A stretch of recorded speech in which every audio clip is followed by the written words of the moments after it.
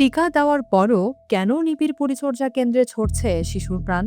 সরকারের খাতায় ১০৩% টিকাদানের সাফল্য, অথচ বাইরে থেকে গেল ৪৬ লাখ শিশু। তবে কি মহামারীর আসল রূপ লুকানো হচ্ছে?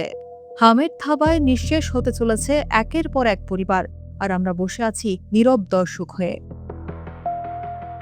দেশ জুড়ে বিষাক্ত থাবার মতো ছড়িয়ে পড়েছে হামের ভয়াবহ প্রাদুর্ভাব। দিন দিন পরিস্থিতি আরও জটিল হচ্ছে, কিন্তু এর থেকে নিয়ন্ত্রণের বা মুক্তির কোনো স্পষ্ট দিক নির্দেশনা মিলছে না। সরকারি হিসাব অনুযায়ী গত ১৫ মে থেকে ২৭ জুলাই পর্যন্ত হামের লক্ষণ নিয়ে অন্তত ৮২৫ জন নিষ্পাপ শিশুর করুণ মৃত্যু হয়েছে। প্রতিদিন গড়ে সহস্রাধিক শিশু আক্রান্ত হচ্ছে। হাসপাতালগুলোর শিশু নিবিড় পরিচর্যা কেন্দ্র বা আইসিইউতে স্বজনদের হাহাকার আর কান্নায় পরিবেশ ভারী হয়ে উঠেছে। বহু পরিবার তাদের কলিজার টুকরোকে হারিয়ে দিশেহারা।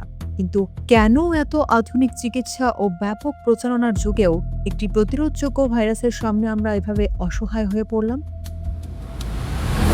সরকারি তথ্য বলছে, গত এপ্রিল মাসে শুরু হওয়া বিশেষ এমআর টিকাদান কর্মসূচিতে লক্ষ্যমাত্রার চেয়েও বেশি, অর্থাৎ ১০৩% সাফল্য অর্জিত হয়েছে।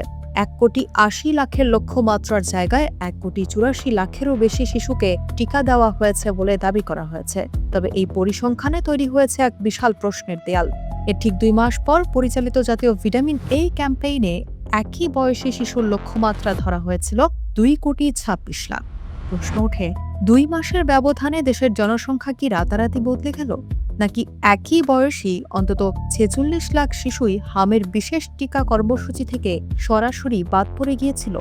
হিসাব বলছে মূলত প্রায় ৮১% শিশু এই টিকাদান কভারেজের আওতায় এসেছে, যা মহামারীর শৃঙ্খল ভাঙার জন্য একেবারেই অপর্যাপ্ত। কাগজে কলমে শতভাগ টিকাদানের গল্প বাস্তবে কতটা ফাঁপা তা প্রকাশ পায় ৩.৫ বছরের শিশু আরাফাত সাজিদের ঘটনায়। ইপিআই সূচি অনুযায়ী নির্ধারিত সময়ে ২ ডোজ এমআর টিকা দেওয়া ছাড়াও সে বিশেষ টিকাদানের আওতায় টিকা পেয়েছিল। তবুও সে মারাত্মকভাবে আক্রান্ত হয়ে ঢাকা শিশু হাসপাতালে ভর্তি হতে বাধ্য হয়। আরও মর্মান্তিক ঘটনা ঘটেছে ১০ মাস বয়সী ফুটফুটে শিশু হাফসার জীবনে। বিশেষ কর্মসূচিতে টিকা হওয়ার পরও জ্বর, কাশি ও শরীরের র্যাশ নিয়ে বাউফল থেকে শুরু করে বরিশাল ও পরবর্তীতে ঢাকার আইসিইউ পর্যন্ত লড়তে হয়েছে তাকে। অবশেষে চিকিৎসকদের সব চেষ্টা ব্যর্থ করে প্রাণ হারায় সে।